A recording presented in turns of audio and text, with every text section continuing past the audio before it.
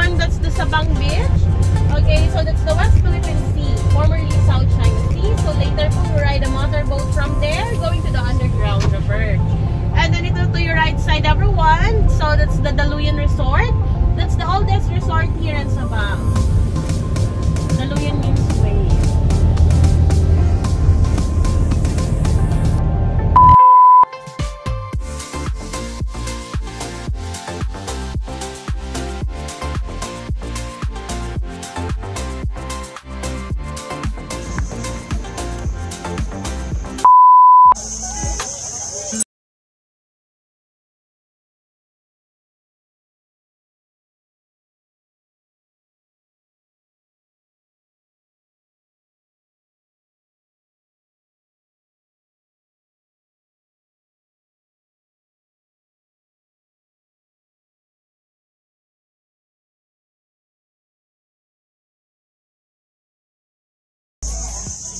Guys, nandito kami ngayon sa mangrove paddle boat kasi masyadong mahaba daw yung papunta ng underground river. So nag-side trip kami.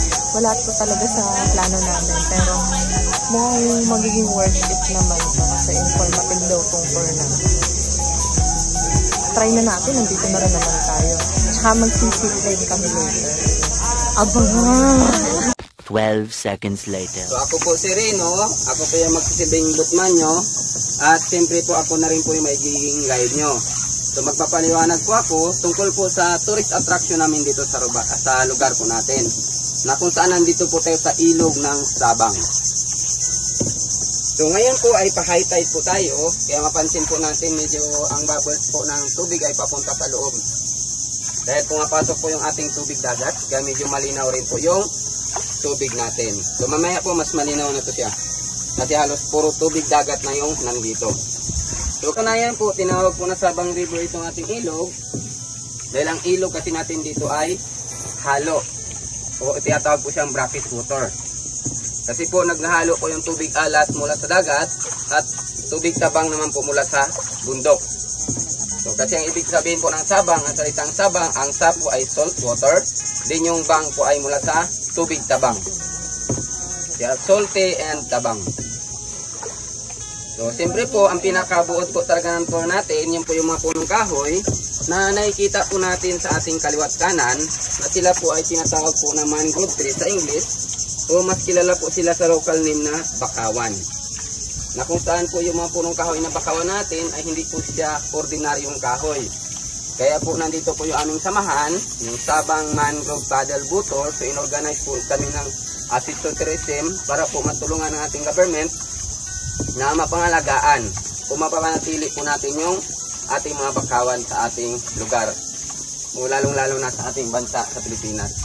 Dahil ayon sa kanila, yung mga punong kahoy natin ng bakawan ay unti-unti nang nauubos. Dahil ang iba, pinuputol na nila ito para pagkakakitaan.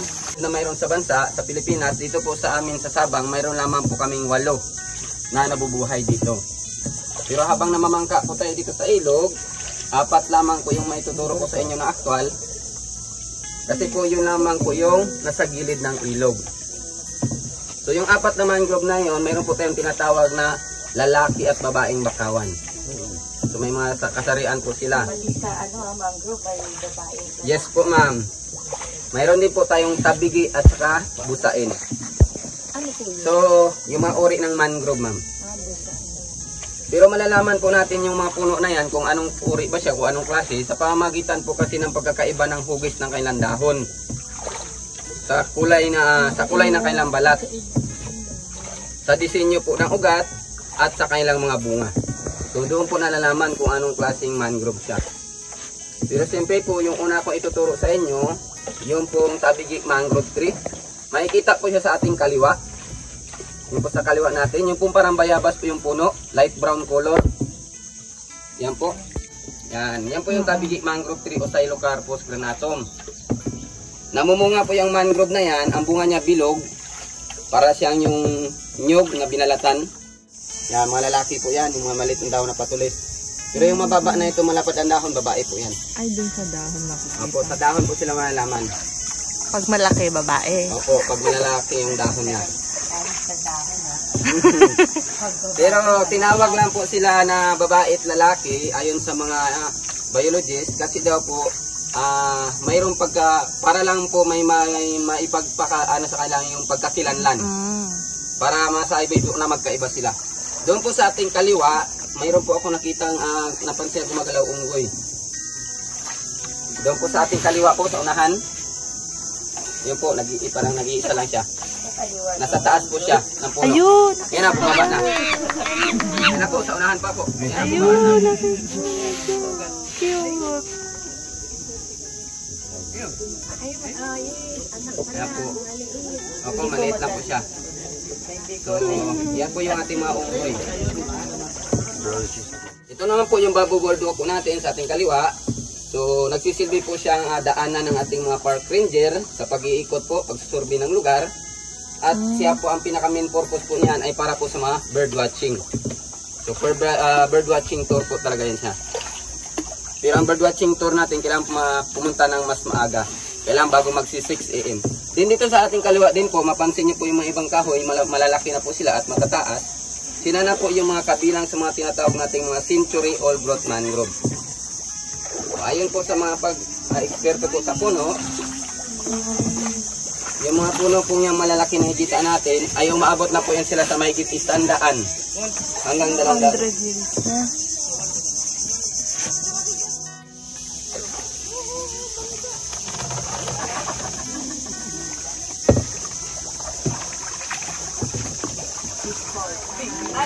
Ito pala yung ko. Hindi, nakatingin ako dito. Ayun na. Hindi po iba. Sa baby python. Point it out. It's right there. I'm bored. Oh, yeah. Ayun. Spotted woodpecker po yan. So pag umaga po yan, mas marami pong easily makakita ng mga woodpecker. Ito kasi tanghali na eh. Unahan na po natin konti po yung mangrove snake natin. So pag gusto magkuha ng picture,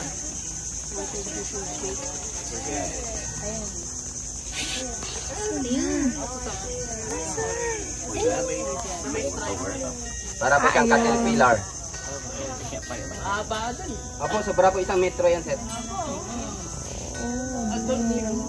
Yes po, adult na po yan siya. Yan ang ahas na hindi talaga siya lumalaki ng gusto. So makikita na natin na malaki yan siya kapag busog.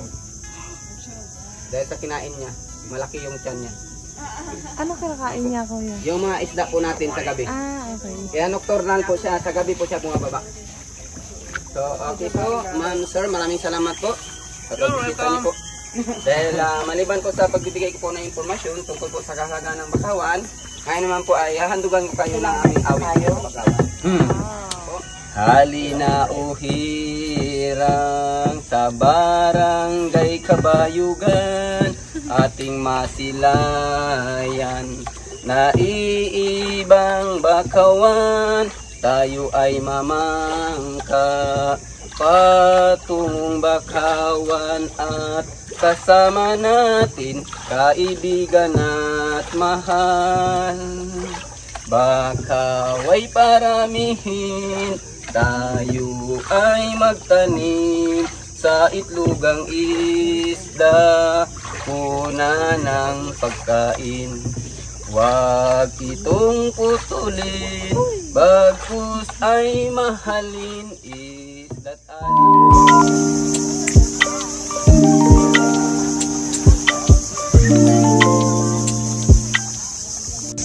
Zipline naman kami. Ngayon, sakay kami ng balsa for zipline. Wow! Don't worry,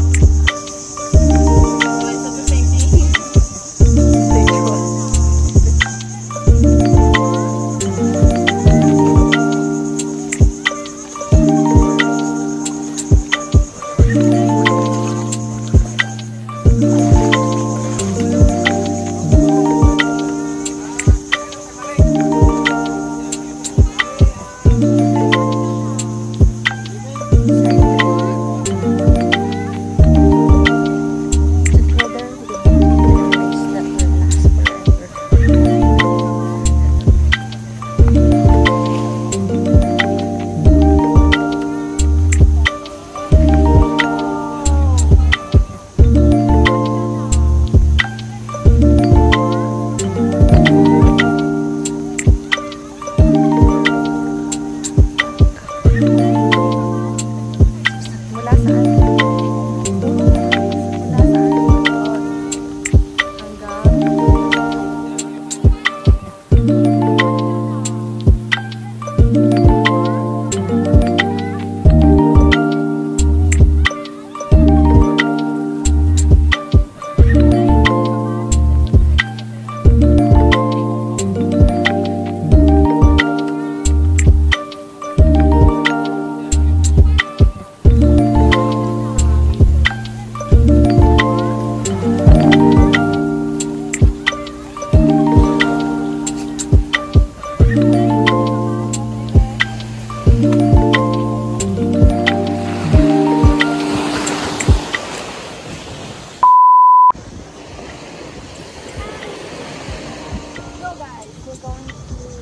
Where are we going?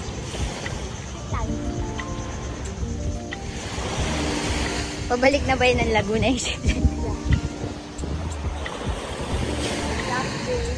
Last day 3. Wala sa plano.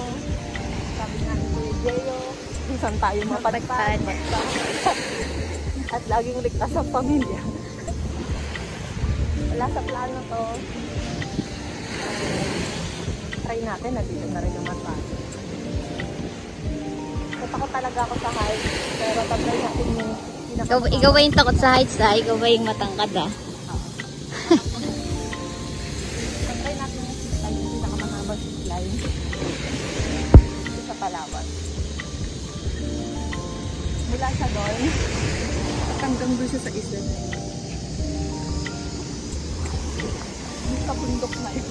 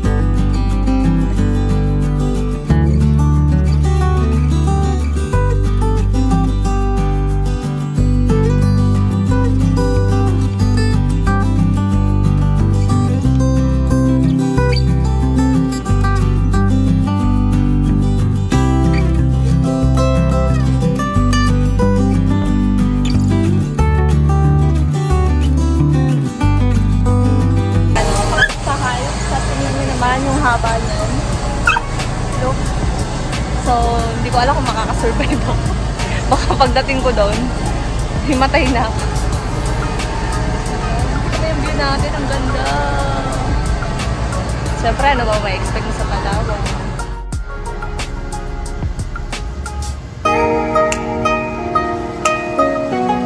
Pakiramdam.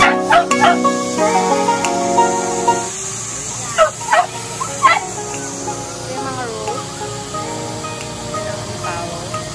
Gusto na kami.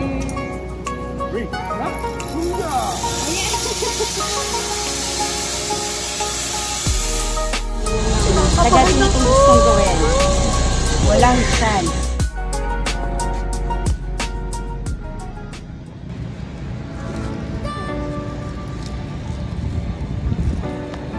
Bye! See you there! Una na ako. Wala ka pa. 1, 2, 3.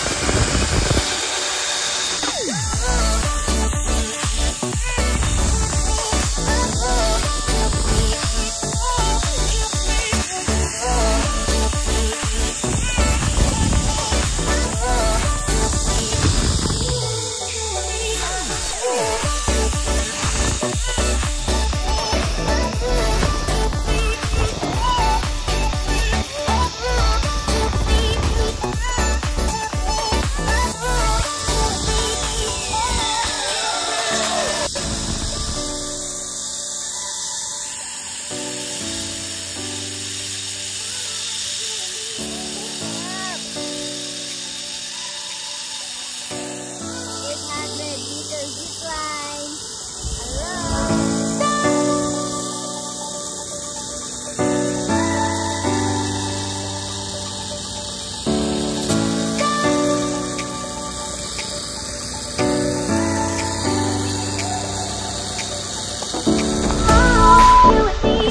line.